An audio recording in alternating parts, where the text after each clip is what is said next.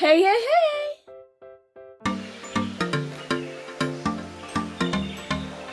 On se retrouve dans une nouvelle vidéo et cette vidéo sera consacrée à ma pile à lire de l'automne. J'avais tourné la pile à lire du mois de septembre mais elle n'est jamais sortie pour la bonne et unique raison qu'on est le 21 septembre, donc le jour de l'automne, et que je n'ai strictement pas réussi à lire et que voyant que je n'arrivais pas à lire, je me suis dit de toute façon ça sert à rien de sortir une palle étant donné que la palle ne sera pas remplie à la fin du mois. Pour tout vous avouer, je n'ai strictement pas lu de tout mon mois de septembre. Voilà. Je ne sais pas ce qui s'est passé. Bref. Donc du coup, je me suis fait une palle assez conséquente pour le mois d'octobre. Il y a 10 livres. L'automne, pour moi, s'arrête le 1er décembre parce qu'en décembre, je me fais une autre palle un petit peu plus particulière des livres que je veux lire. Par exemple, des suites que je veux commander à Noël. Je vais les lire pendant le mois de décembre, ce genre de choses. Donc voilà, pour Noël, j'aurai une palle très spécifique que je vous présenterai bien sûr autour du mois de décembre, mais pour l'instant on n'y est pas encore. La palle commencera du 21 septembre, donc aujourd'hui même. J'essaie de la poster le 22, vraiment, j'essaie de me dépêcher pour la poster même si je suis pas très sûre. Et se terminera donc le 30 novembre, si je dis pas de bêtises. Novembre, ça se finit, oui, 30 novembre. Donc à l'intérieur, vous pourrez trouver à la fois des livres que je vais lire pour Halloween, comme des livres que je veux juste lire en automne.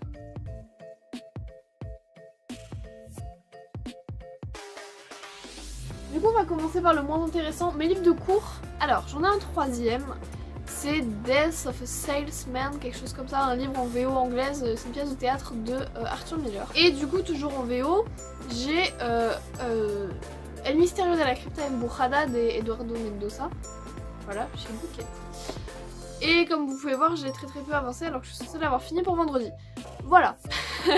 Comment se mettre dans la merde? Non mais c'est parce que moi je comprends pas tout. Je dois être à peu près par là. Mais je suis très loin je pense. Enfin, dernier livre de cours, c'était pas une lecture obligatoire, mais du coup j'ai acheté Apologie de Socrate par Platon chez Libretti. C'est une collection qui appartient aux livres de poche et qui font des petits livres à 10 €. Et du coup pour ma spé philo. Voilà, donc en fait pour vous dire, tout ça, surtout le livre, ça, c'est juste la présentation et l'analyse du texte. Le texte est là et encore il s'arrête. Quelque chose comme par là, vous voyez, c'est vraiment un tout petit texte. J'en ai acheté d'autres, hein. J'ai acheté un truc de Nietzsche. Et voilà, je voulais trouver Kant aussi mais il n'y avait pas dans ma librairie. Du coup voilà, j'avais acheté celui-là et je compte le lire pendant le temps. Maintenant on va passer à la pile à lire un petit peu Halloween. Je mets des gros guillemets. Alors dans ma pile à lire Halloween, il y aura le tome 6 de l'épouvanteur que j'ai toujours pas acheté, mais je compte l'acheter d'ici le mois d'octobre, donc voilà. C'est juste que là je l'ai pas entre les mains. Donc il y aura le tome 6 de l'épouvanteur, comme chaque année je lis un tome en octobre, un tome en mai, donc voilà, là je vais pas échapper à les règles, en plus j'ai très hâte de le lire. J'ai quand même prévu des petites lectures de type loup-garou, tout ça. Donc en premier j'ai Redwood de Carrie Ann Ryan, c'est le tome 2 Read, donc chez Milady. J'en ai jamais parlé sur YouTube parce qu'à l'époque j'étais pas sur YouTube, mais j'avais absolument surkiffé le tome 1. Et là du coup je me retrouve avec la collection entière qui est sortie.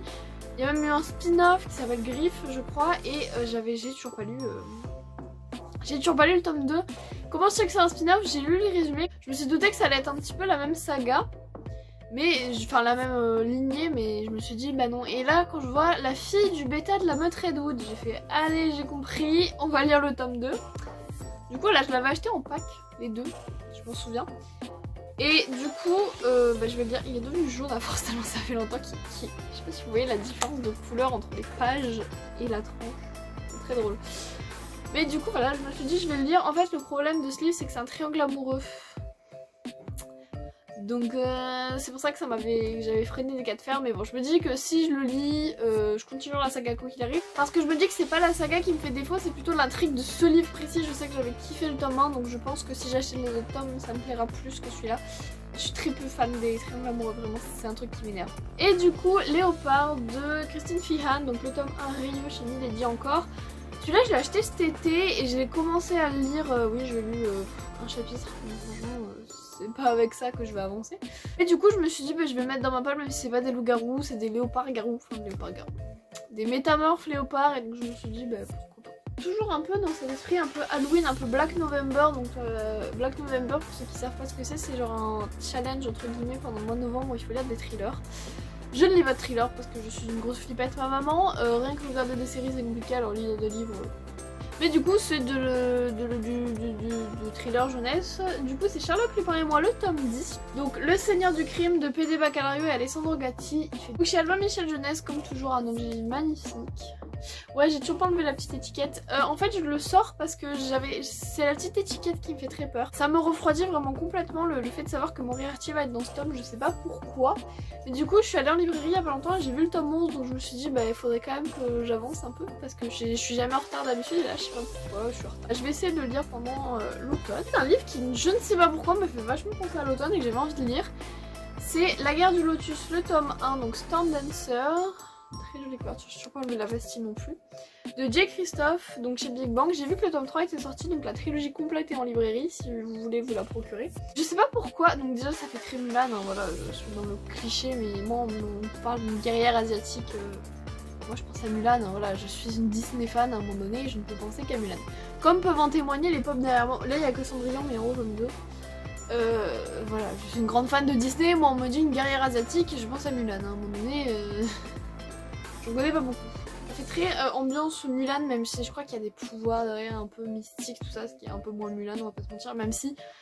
Quoique, parce que Mushu c'est quand même un dragon qui est censé réincarner ses ancêtres, donc à un moment donné il y a quand même un petit bail de magie quoi, on disait comme ça. Ouais, si j'ai la voix cassée c'est normal, on est en train de se passer une laryngite avec mes potes, donc on a tous la voix éclatée, mais c'est affreux. Bref, ouais voilà, je vais le lire en automne. Vous entendez des fois ma voix par en coup. Enfin, nous avons tous une palanquée de livres que je ne suis même pas sûre de lire. Le premier c'est Les Faucons de Ravera, le tome 1 La Sorcière Captive chez Big Bang. Alors lui il fait partie des livres que j'avais eu à Noël dernier et que je me dis qu'il faudrait peut-être que je lise, comme ça bah, je peux demander le tome 2 à Noël si jamais il me plaît parce qu'il coûte quand même 19 €. C'est un livre qui est tout fluffy, genre j'aime trop. Et du coup voilà, je sais pas pourquoi la couverture, même l'objet livre en lui-même me fait penser un peu à l'automne et du coup ça me donnait envie de le lire. Je suis très fantasy, je sais pas si vous voyez ce que je veux dire, un peu dans les faucons, dans le type des Faucons de Ravera pour l'automne. Je sais pas pourquoi, c'est un truc que j'apprécie. Mais du coup voilà, je me suis mis Les Faucons de Ravera dans ma petite palle. Le tome 2 de Virgin River de Robin Kerr chez J'ai lu. J'avais lu le tome 1 en mai, peut-être. Non, bah non, du coup. Peut-être en avril, je sais plus très bien, mais je l'ai lu l'année dernière, enfin en 2021 quoi.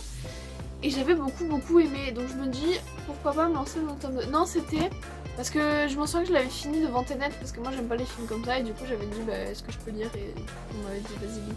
J'étais chez mon mec, je me souviens. Bon, du coup j'ai lu le tome 1, donc maintenant pourquoi pas lire le tome 2, la couverture me fait beaucoup penser à l'automne, il y a aussi ça. Ensuite un livre que vraiment j'ai très envie de sortir, c'est Bord de terre de Julia Thévenot chez Sarbacane, c'est chez Pépix. J'ai plus.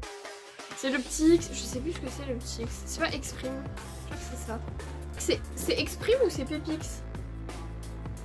Bref, si vous savez qu'est-ce que c'est le petit X chez Sarbacane, je sais plus très bien.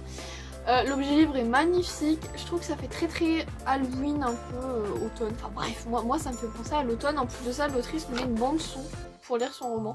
Et je trouve ça absolument génial. Elle nous le met au début, parce qu'il y en a plein qui le mettent à la fin. Mais à la fin, on a déjà lu ton roman et on va pas les regarder à la fin. Enfin, c'est totalement con. Enfin bref. Là, j'ai envie de lire Bord de terre. Et il en reste un. Alors celui-là, je le traîne dans ma palle depuis des mois, mais des mois, voire des années. J'ai lu à Noël 2019. Ouf, hein. Il s'agit de La Mémoire de Babel, donc le tome 3 de La Passe Miroir de Christelle Dabo chez Gallimard. Je sais même plus comment ça s'appelle, tellement ça fait très longtemps. J'ai lu le tome 2 au mois de la fantaisie 2019. Ça remonte, on est en 2021 je rappelle. Mais du coup voilà, je me suis dit je vais le sortir de ma palle, il y en a ras le cul de me le trimballer. Le tome 4 est sorti, je ne sais même pas ce que j'attends. C'est-à-dire que je lis celui-là, j'achète l'autre, j'ai fini la saga. Enfin, faut que je le lise, mais voilà, t'as capté quoi. Du coup voilà, toujours des objets livres aussi magnifiques. Alors c'est vrai que ça fait beaucoup de printemps que automne et que le tome 4 ou même le tome 2 font beaucoup plus automne.